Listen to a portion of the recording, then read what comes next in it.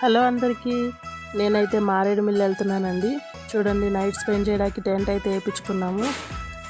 అలా నైట్లో చూడండి చలిమంట వేసుకొని చాలా బాగుందండి. మార్నింగ్ లెగిసి వెళ్ళాము, అంటే 9కి వెళ్ళాము. అప్పటికే చాలామంది వచ్చేసారు. ఆ కొండల్లో నుంచి వాటరు చాలా బాగా వస్తున్నాయి. నేనైతే వాటర్లో తడిచి ఆడుకున్న ఫుల్ ఎంజాయ్ చేశాను. అలా తడిచేసి ఇంకా ఇంటికైతే వెళ్ళిపోదామని బయలుదేరుతున్నాము.